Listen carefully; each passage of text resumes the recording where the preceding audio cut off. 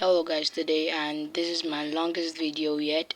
I'm just gonna be showing some new footage we got from IGN on the visit to the behind the scenes, and there's a lot of new scenes we're gonna be discussing about, and the reason is that I'm supposed to actually divide this video into two, but I just wanna finish it in this whole video, so I'm gonna play the actual footage now. Enjoy, and please like and subscribe. Oh no, I'm not gonna stop my voiceover. I'm gonna come back after you finish watching the Throughout history, different cultures all over the world reference a great tournament. That dragon marking? I think it's an invitation to fight for something known as Mortal Kombat. I've always talked about respecting the material and respecting the fans. They all deserve to see their beloved characters elevated to this cinematic height. This really comes across as a powerful experience that we haven't seen before. It's this grounded, dramatic, but violent tale.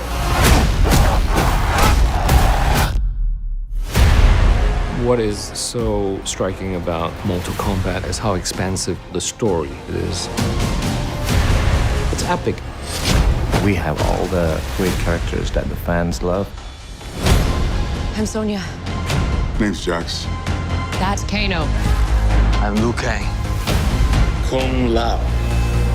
Lord Raiden.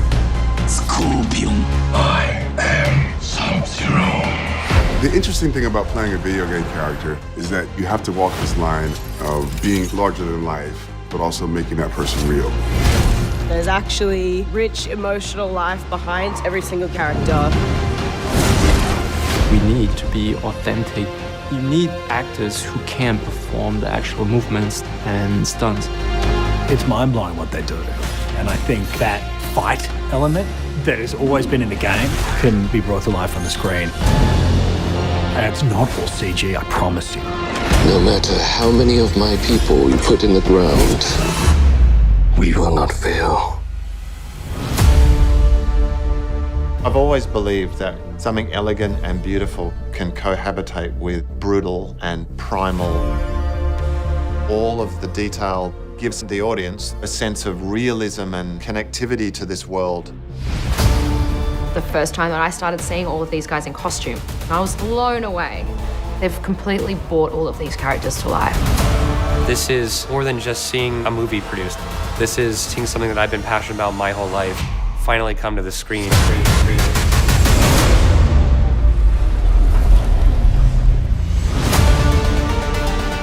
I love working on this kind of international project. It really represents the Mortal Kombat world. I hope it's both a reward for the fans and a new experience. Don't be fooled that it's just a game. It's more than that. It's cinematic, it's beautiful, there's heart and there's emotion. All those ingredients together, it should be a fun, powerful ride. So enjoy. Get over here!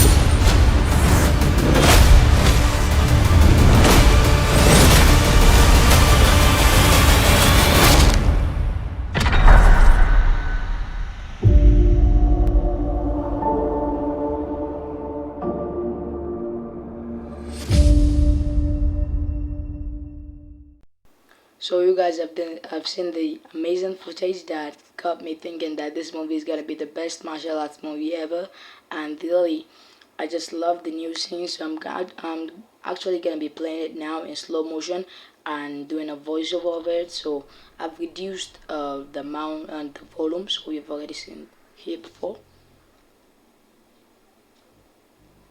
Yes, it's in slow motion. That's why it's super slow.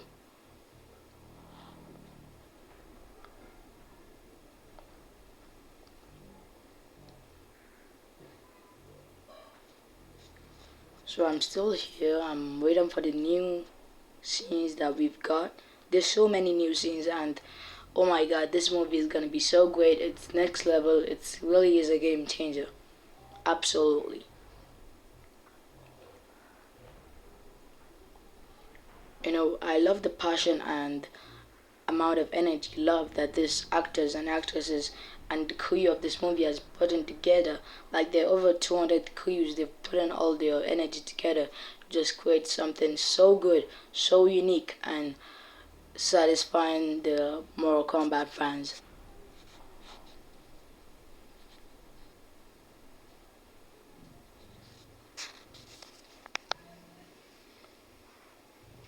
So here, I think this is where Raiden actually comes to investigate the new scene. So I'm actually thinking maybe Sub-Zero freezes this forest and it turns into the dead forest from MKX.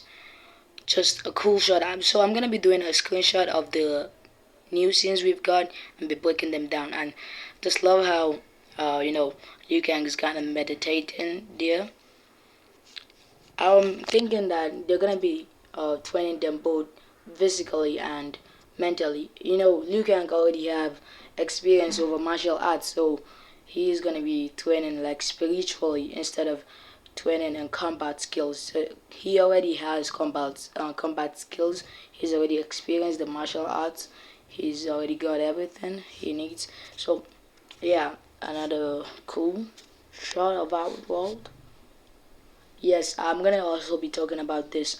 I'm not gonna tell you the ones I'm gonna be doing a screenshot of, but after we finish watching this in slow motion, you're gonna see the ones I'm talking about. I'm gonna be doing a screenshot and actually explaining them, breaking them down, and that's why this video is so long.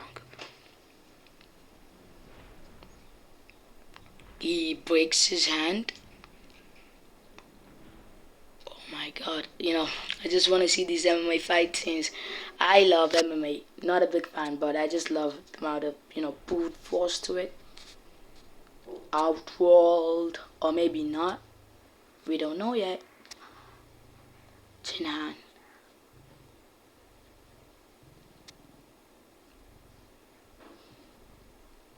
Cool shot. I just love the Goro statue. It's giving me more of this outworld vibe. I think this is where Shang Tsung infiltrates the Radiance Temple with his dark portal, and yeah, they engage in a combat scene, a fight scene, or battle scene, or whatever I can call it. We've seen this already before. Oh, this is gonna take a long time. Oh, it's so slow. Yes, Joe Chaslin. We got Sub-Zero, we got Sonya, we got... Yeah, I just want to see this scene between Sonya and Kano. Although I think that the fight scene is not going to take that much of the runtime. It's just going to be a quick fight scene. Because you've already seen Liu Kang throwing a fireball to Kano. And even wanting to fight Cole Young. I'm going to show that maybe in my next video. I don't know if they engage in an argument or just from... I don't know if they engage in an argument or just, a training session. I just love this stance. Cool. Teleportation.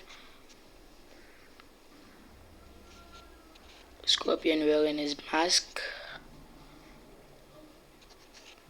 Costume is just so great. It's amazing. I've never seen the costumes. I've never seen a costume that's as good as they are. Oh god, Mecha Brook's arms are so huge. Yeah, chase. Evolving Sub-Zero. Mecha Brooks, the muscular man. Ooh, high tech. Just complete CG. But it's amazing. I'm going to also be breaking that down.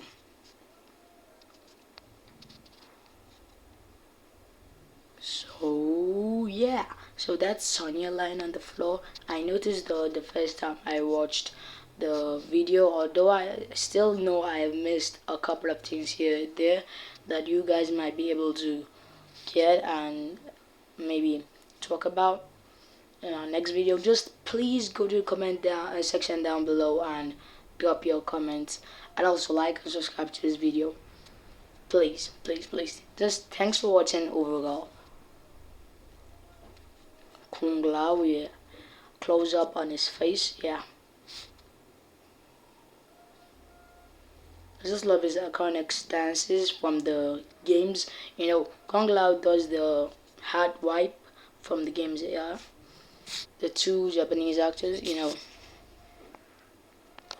Patex for the here's a package for the fight choreography, and yeah, Carl Gardner and the other fight choreographer did a great job with this film.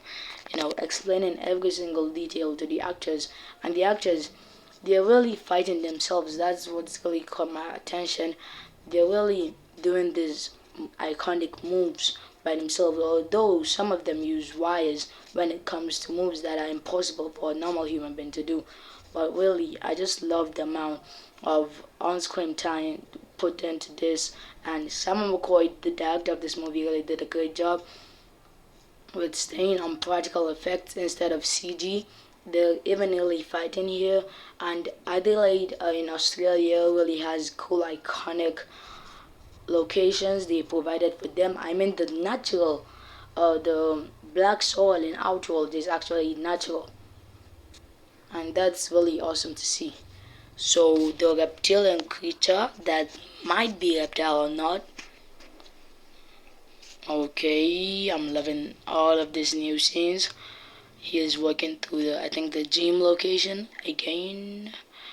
Oh, he looks so sinister. I love the traditional look. I love the Japanese look. I love the let's say I think the let's say imperial look. I forgot the word I'm gonna use because I can't really describe these costumes with just common words. Okay, there's something going on here that I'm gonna show you when I'm showing you the screenshots and my cool theory of what could possibly be going on there. Most of these things I just create theory for them because if you don't watch the movie, you don't actually know what's going on. Statue, I just love the fact that they did this, put this little detail in it with the Raiden statue facing Fujin's statue. It's just so great. And here is Simon McCoy again, the great and awesome director. I don't care if this is his movie debut, maybe this is his first movie to actually direct feature-length movie, but really, with the way he's directing this movie, it looks like he has even directed a bunch of movies, but he hasn't. He has a lot of talent. The whole cast and crew of this movie has a lot of talent in their really good minds. Cabal, Jessica McNamee. Oh, I think I pronounced it correctly. So yeah, if you see the background, you'll see the lockers that are actually frozen. No, I'm just wondering how did they did those frozen locations? Like, did they put this kind of silicone-based leather on each of them and use the CGI to make them look like ice? Cause I'm really confused. They look exactly like ice, even from the behind-the-scene pictures we've seen. Or did they just create locations with this? Oh, Greg Russo, the writer of the movie. But yeah, he's a good fanboy. He's been provided information on Twitter, and yeah, it's really great. Oh, I just love this shot. Like, Sam McCoy is doing a great job with the camera angle changes. The director, he actually knows how to, move the camera in a very sensible way. Oh, here's Raiden's Temple. I think the intro is to Raiden's Temple. I might be wrong. Where is this? I don't know. Maybe Poland, or maybe Chicago. Hiroyuki Sanada.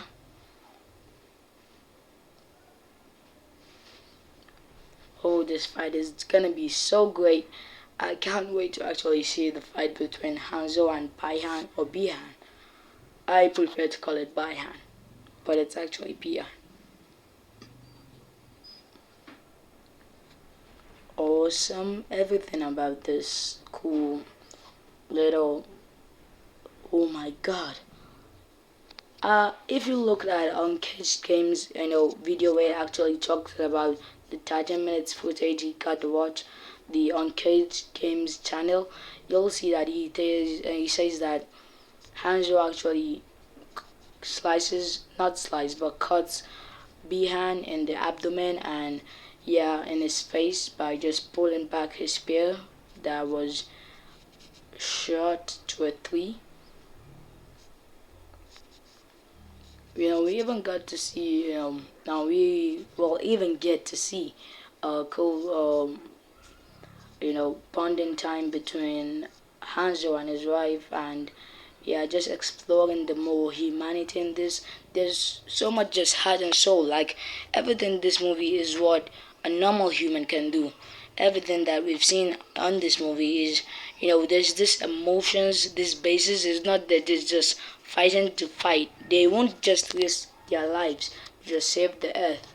They have their own objectives to accomplish, and that's what I like about how they've taken this movie. They put gore and violence together with heart and soul and emotions. So the eyes actually deplete. Oh god, Sam McCoy is gonna be my favorite director alongside James Gunn and some other movie directors that I really like. Get over here. Yeah, I know how to do the voice. So get over here or come here. So it's really awesome. Here Sub-Zero dragging his sword on the floor, and here I just love everything. Here's a new shot again, and it's so amazing, and I just love how it is losing its light, and also in here, it's so amazing, it's so great. Oh god, I don't want to see my Go-Go get his arm cut off. Although I would love to see how much amount of blood is put into that. Is he in hell? So this is the end of the video, and I'm gonna be showing the screenshots I've actually made to actually break down this TV spot. So I'm gonna be pausing the voice over here. I'm gonna come back. I'm just pausing it now.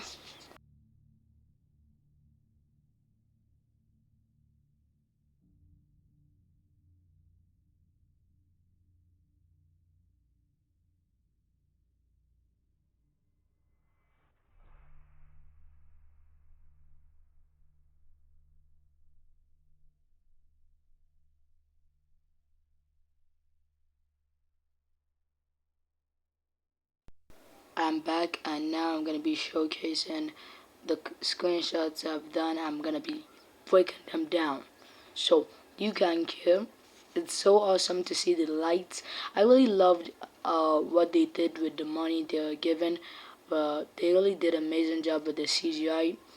And Liu Kang's just a tank of fire, keep blowing out. Like he's using his fire extremely in this. Extreme. So I love the Cabal look, how dark he is. He looks this kind of rock soldier with this clothing all around him. Like how many years did this make, I think her name's this costume makers used to make these costumes, and look at how they even did this awesome prop making on his arm. Like it looks scarred, it looks something like something that have bond, like it hasn't completely healed, and Daniel Larson did a great job with actually keeping this costume, this metallic costume on his body the whole time. Now somebody leaked that there's gonna be a fight scene here, but I don't think that's really true. Maybe it is, maybe it's not.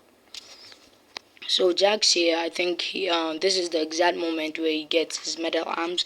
He have stayed 7 years without any arms to use, I think. I'm gonna say why I think of that later. So now, yeah, from small to big fire, and he's using the stance he uses from MK3. You can just search for that stance on Google and you'll see it, the same dragon stance. Now I love Mecha books.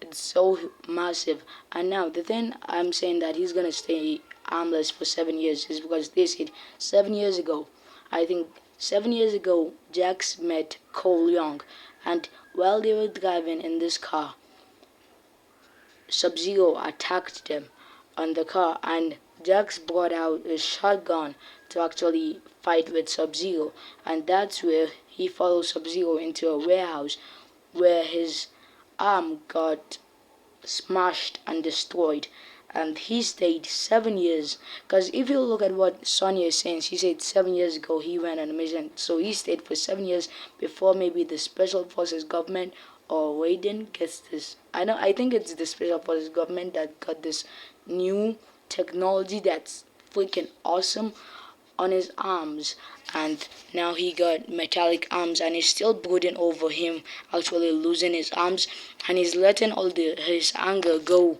on the arms, so that's why he's a murderer and a killer. And here he's raising a stone. I don't know why he's raising a stone, and Sonya is there. And if you look behind him, you'll see this wooden spikes. I don't really think, maybe they are booby traps that are in the Raiden's temple. So I just love how they say that Kung Lao is going to be using telekinesis for his, cap to go. It's better than saying that if his cap hits a place, then it's come back to him, or maybe it's like a boomerang. It's more realistic that he's using telekinesis. Now, is this Raiden's temple address or maybe another place? But I don't think this is Outworld. Maybe it's the Jade Desert, or maybe it's Ediana. Maybe the border in the middle of Ediana and Outworld. I wonder what this is. And yeah, I think this is Reptile. Because if you look at it, this doesn't look like the one that Kano kills. It doesn't have the red spikes and everything. So here I think it's close to the end of the film where Sub-Zero freezes a lot of things and Liu Kang's fire melts the ice down. That's why you see water dropping everywhere. Liu Kang's fire is responsible for the water dropping over the ice. Maybe here Cabal and Waco are already dead. It's just Sub-Zero and Melina and Shang Tsung left. And here, yeah, I'm going to be talking about that later. Max Rank doing the awesome stance from MK11 and some other games. Yeah, if you even know, he actually said that on the screen line that he actually watched videos of the previous games, how Kung Lao fights. I'm loving the Reiko costume overall. Like, it's so detailed, it looks so good, it looks so game accurate. I love his hammer, how huge it is. He looks, he looks thirsty for blood. Waco, he looks dark. And Greg Russo, the fanboy, who's I think the best Mortal Kombat crew member out of all of them. I just said that now. So no, except for Sam McCoy and the cast. No, yeah, they're all just great. So I think the reason they did this kind of face marking is because to make it look more traditional. Maybe instead of doing the kind of bloody paint, they wanted to look more traditional. That's why they actually implied, lines over the face paint, made it look dark. They wanted to make it look, traditionally outward, like it's actually a scratch on his face. And here, I'm gonna pause the. So I'm back, and if you've seen it, I've already seen it. This is not CC Stinger, this is a stunt double, Tara McKinney, and if you see a rope is tied to her, that's why she's able to do the flip stunt. So she actually dodges Sonya's blast, and here's just a crew member here. It's not an actual Mortal Kombat character in this kind of clothing, no. And here, if you look closely, it looks like her mouth is fully open. So when she opens her mouth, we're going to see the MK11 style mouth. Oh, I just thought I'd put this in. So I wonder what this picture is. I don't know what it is. And yeah, I'm just going to skip to it now because it looks like Hanzo Sashi. Maybe it's him. Just this picture shown at the end of the movie. Now, I'm going to keep talking about this thing. From the games, we've seen that the face painting is more of this kind of blood. Like, I always thought that there's gonna be that it's actually blood that represents the face painting, but they actually made it look like this traditional outlines put into this tribe in Outworld. And he's the executive of Outworld. I think Waco in this movie is the executive of Outworld. Now this is what I'm talking about. I think maybe he's gonna remove her belt, or maybe there's something right beside her belt that he wants to remove. To use maybe. I don't know why this is happening here. Maybe it's just a mistake, so I'm just gonna skip to it now. So yeah, that's all the screenshots that I've done. And before I go, I'm just gonna say one more thing before I go. So Future Boy Kamikaze is the person who actually helped me in creating this channel. I just want to say thanks once more, and you should go and watch his video, like and subscribe to his video. Also mine, you should also do that to mine videos, because his videos are just so great. You should watch about 30 of them. He has a lot of videos, but you should watch majority of them. So that's all I got today. Stay cool and healthy. Till next time.